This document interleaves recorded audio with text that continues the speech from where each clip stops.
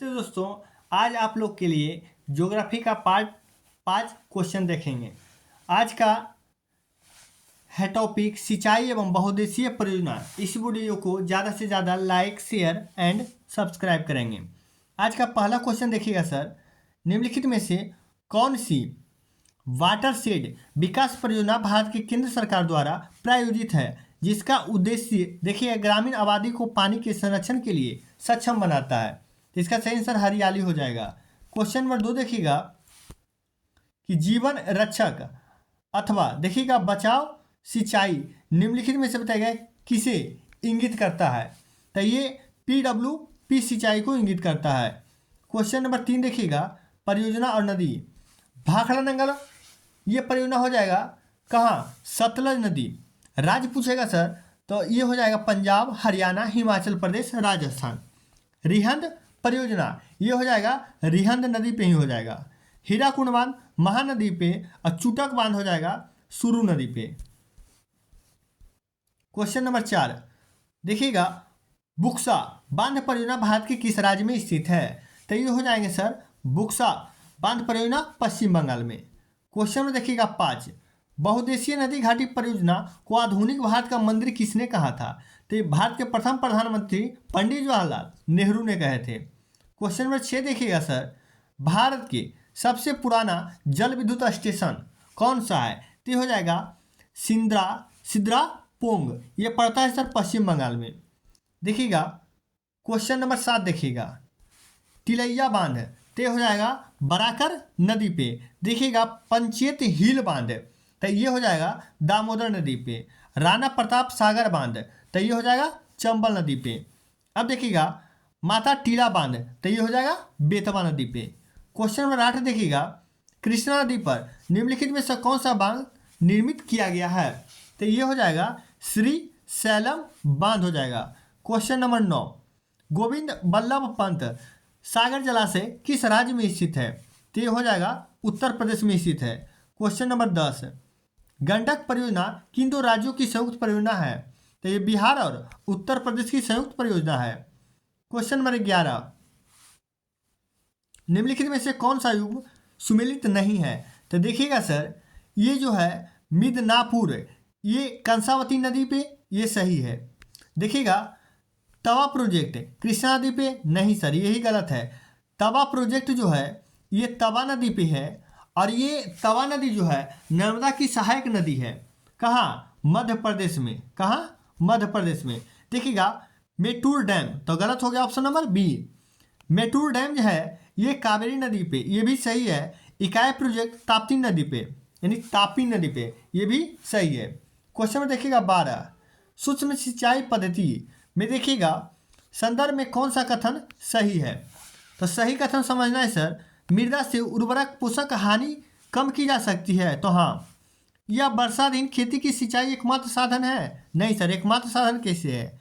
इससे देखिएगा कुछ कृषि क्षेत्रों में भौम जलस्तर में कम होने से रोका जा सकता है। तो हाँ सर 1 और 3 इसका सही आंसर। देखिएगा option number C. Question number 13 है भारत के किस क्षेत्र में अत्यधिक असिंचित खेती की जा सकती है? तो ये हो जाएगा सर दक्कन का पठार सही आंसर। क्वेश्चन नंबर 14 देखिएगा क्वेश्चन नंबर 14 है प्रादीपीय भारत में तालाब की सिंचाई के प्रचलन के लिए निम्नलिखित में से कौन सा कारण नहीं है? तो कारण देखिएगा कौन सा नहीं है। तो ये देखिएगा सर तारांकित उच्चावच और कठोर शैल। हाँ सर ये कारण है। कठोर चट्टानी संरचना के कारण वर्षा जल का भूमि के भीतर कम जाना। हाँ ये भी कारण है। प्रायद्वीपीय भारत की अधिकांश नदियाँ सदा नीरा है। तो हाँ ये भी कारण है। कौन सा कारण नहीं पूछा है? तो ऐसे अनेक नदियाँ हैं जिन्हें वर्षा की ऋतु जल प्रवाह अधिक हो जाता है। तो हाँ सर यही तो कारण नहीं है। क्वेश्चन में देखिएगा 15 क्वेश्चन नंबर 15 में सर एकीकृत जल संभर विकास कार्यक्रम कार्यान्वित करने का क्या लाभ है? क्या लाभ पूछ रहा है? तो देखिएगा सर मृदा से बह जाने पर नियंत्रण लाभ है। तो हाँ ये लाभ है।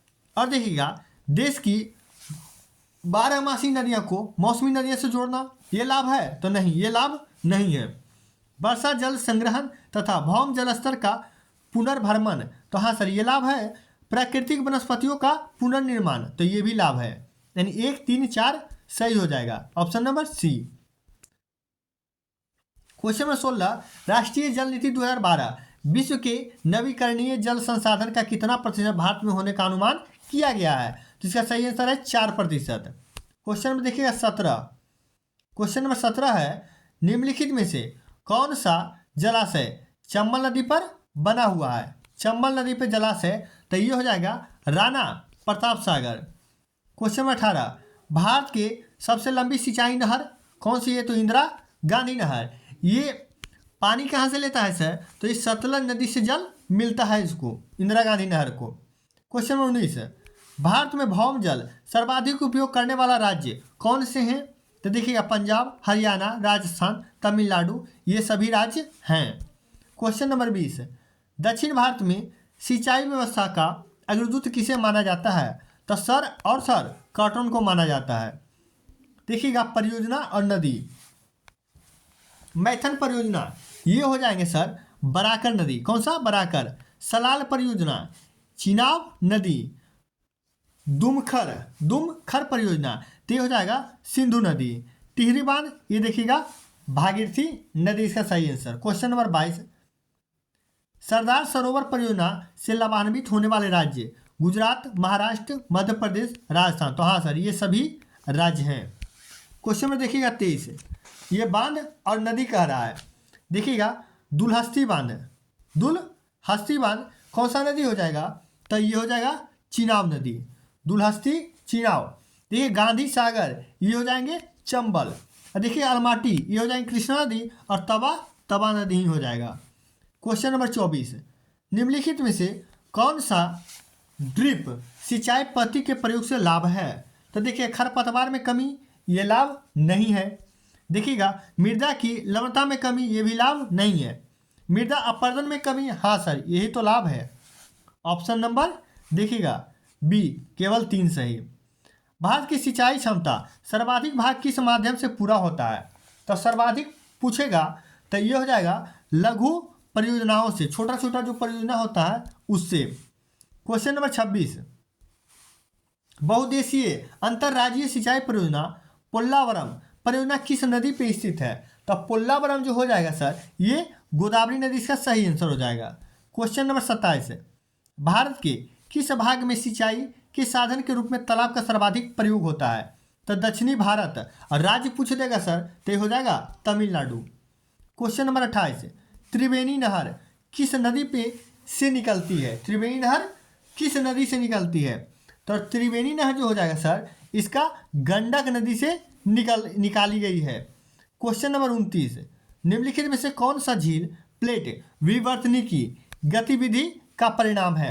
ये हो जाएगा बुलर झील जो मीठे पानी की झील है। क्वेश्चन नंबर 30 देखिएगा, मीठे पानी की क्लपसर परियोजना कहाँ अवस्थित है? तो ये गुजरात में स्थित है सर। क्वेश्चन नंबर देखिएगा, ये सूची 1 और सूची 2 मिलाने के लिए राष्ट्रीय जल अकादमी ये कहाँ हो जाएगा? तो ये पुणे में स्थित हो जाएगा। केंद्रीय जल आयोग आएगा तो नई दिल्ली हो जाएगा। राष्ट्रीय जल विज्ञान संस्थान तो ये हो जाएगा कहाँ? रुड़की। और केंद्रीय भूजल बोर्ड अगर जो आएगा तो फरीदाबाद का सही आंसर हो जाएगा। क्वेश्चन नंबर 32, निम्नलिखित में से किस राज्य में सर्वाधिक कृषि क्षेत्र तालाबों द्वारा सिंचित किया जाता है? तो ये हो जाएगा अभी जस्ट बताए हैं कहाँ? तमिलनाडु में। क्वेश्चन नंबर 33, अति विवादित बावली प्रोजेक्ट किस राज्य में है? तो बावली प्रोजेक्ट जब आ जाएगा सर तो ये हो जाएगा महाराष्ट्र में। क्वेश्चन नंबर 34, नागार्जुन सागर स्थित है। नागार्जुन सागर स्थित कहाँ है? कृष्णा नदी पर। क्वेश्चन में देखिएगा 35, यदि आप राष्ट्रीय राजमार्ग 1 के नाव द्वारा प्रयागराज से हल्दिया तक यात्रा करते हैं तो आप कितने राज्यों से गुजरेंगे? तो इसका सही आंसर है 4 राज्यों से गुजरेंगे। क्वेश्चन नंबर 36, निम्नलिखित नदी परियोजनाओं में से कौन सी ब्यास नदी देखिएगा पोम बांध जल का उपयोग करती है? तो ये हो जाएगा इंदिरा गांधी नहर। अभी जस्ट बताया थी इंदिरा गांधी नहर के बारे में। क्वेश्चन नंबर 37, हिमालय के निम्नलिखित बांधों में से कौन सा बांध पाकिस्तान में अवस्थित है? तो मंगला बांध जो हो जाएगा सर ये पाकिस्तान में स्थित है। क्वेश्चन में देखिएगा 38, भारत के किस भौगोलिक क्षेत्र में भूमिगत जल सर्वाधिक मात्रा में पाया जाता है? तो इसका आंसर हो जाएगा गंगा ब्रह्मपुत्र की बेसिन में। क्वेश्चन नंबर 39, कौन सा राज्य समूह भाखड़ा नंगल परियोजना से जल प्राप्त करता है? तो राज्य में आ जाएगा सर हरियाणा, पंजाब और राजस्थान। क्वेश्चन में देखिएगा 40, निम्नलिखित में से कौन भारत का सबसे पुराना जल शक्ति उत्पादन केंद्र है? तो हो जाएगा शिव समुद्रम। क्वेश्चन नंबर देखिएगा सर 41, भारत में कितनी मात्रा में भूजल उपलब्ध है? तो 447 बिलियन क्यूसिक मीटर में। अब देखिएगा क्वेश्चन नंबर 42, दामोदर घाटी निगम का स्थापना कब हुआ था? तो आज़ादी के बाद 1948 में हुआ था। क्वेश्चन नंबर 43, सिंगरौली लघु जल विद्युत परियोजना कहाँ अवस्थित है? तो सिंगरौली उत्तर प्रदेश में स्थित है। क्वेश्चन नंबर 44, चेरुथानी बांध किस नदी पे अवस्थित है? तो पेरियार नदी पर अवस्थित है। देखिएगा अब आ गया है कृषि एवं पशुपालन। अब देखिएगा इसका पहला क्वेश्चन है, निम्नलिखित में से कौन सा सही सुमेलित है? असम गेहूं के लिए नहीं सर, ये तो उत्तर प्रदेश के लिए है। उत्तर प्रदेश में जूट नहीं सर, जूट होता है पश्चिम बंगाल में।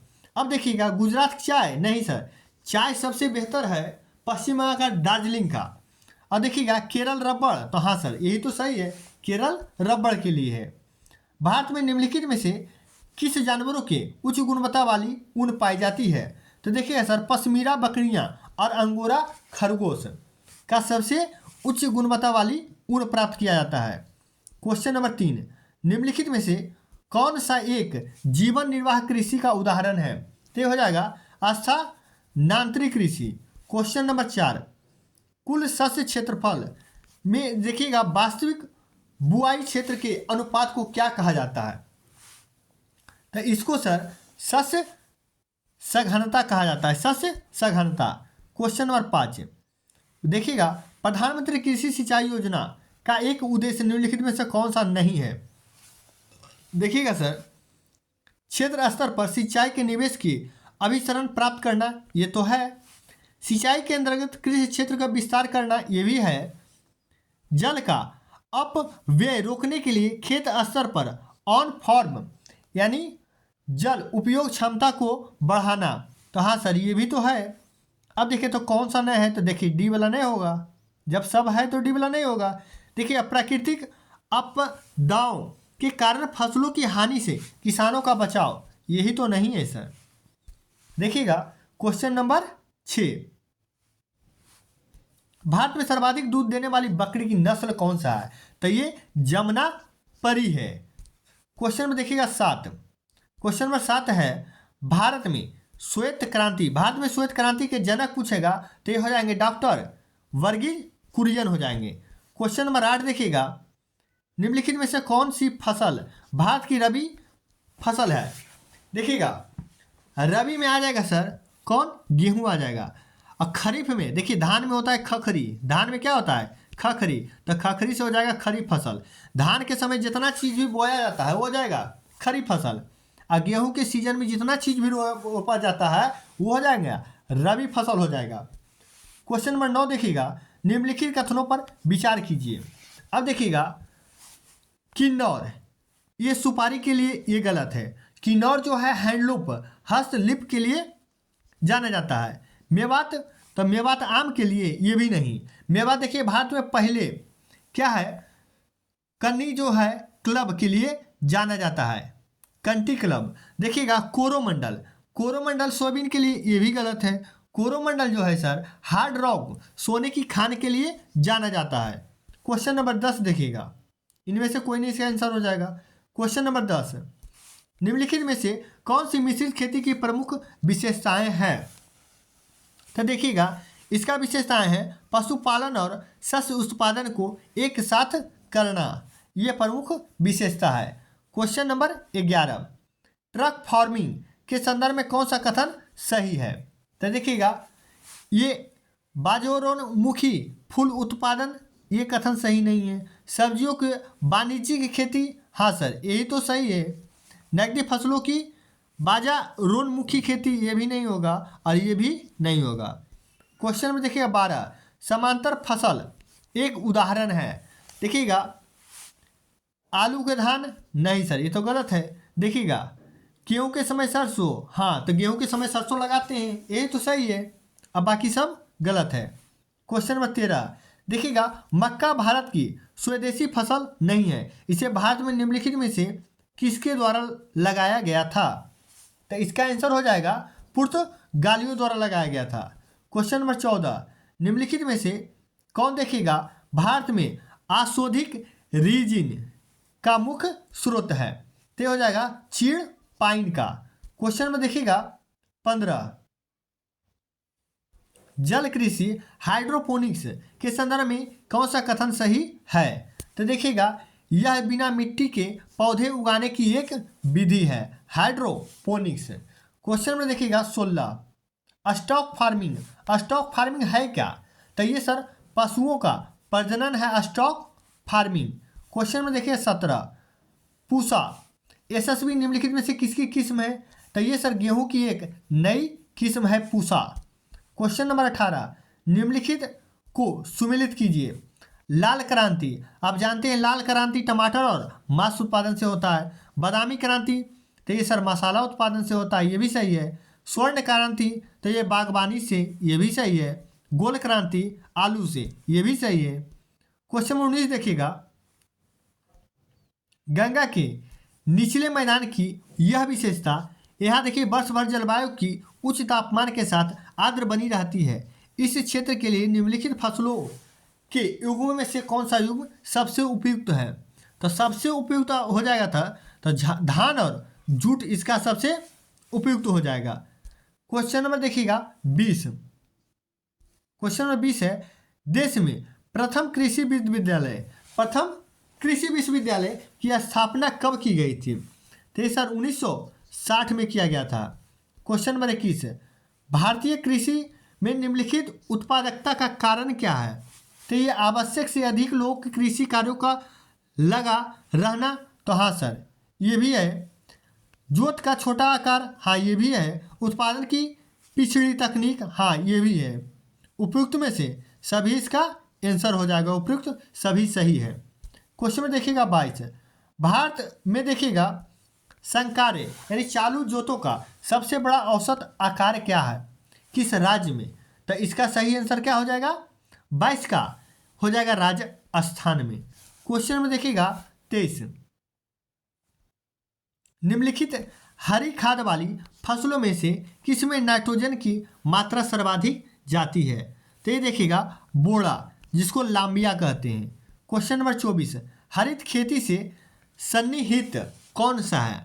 तो देखिएगा इसका आंसर हो जाएगा समेकित। देखिएगा समेकित कीट प्रबंधन, समेकित पोषक पदार्थ आपूर्ति एवं समेकित प्राकृतिक संसाधन प्रबंधन, ऑप्शन नंबर सी। क्वेश्चन में देखिएगा 25, विश्व में हरित क्रांति के जनक, जब विश्व पूछेगा हरित क्रांति का जनक तो ये हो जाएंगे डॉक्टर ई बॉर्लोंग, डॉक्टर ई बॉर्लोंग। देखिएगा क्वेश्चन नंबर 26, हरित क्रांति के गहरा संबंध रहा है किनको? तो डॉक्टर स्वामीनाथन को हरित क्रांति का गहरा संबंध रहा है। क्वेश्चन नंबर 27, क्रांति और संबंध, देखिएगा सुनहरी क्रांति, तो ये उद्यान से, तो हाँ सर उद्यान से ही है। श्वेत क्रांति दूध से, तो हाँ ये भी सही है। नीली क्रांति कुक्कुट पालन से, नहीं सर कुक्कुट नहीं, जबकि होगा मत्स्य पालन से नीली क्रांति होगा।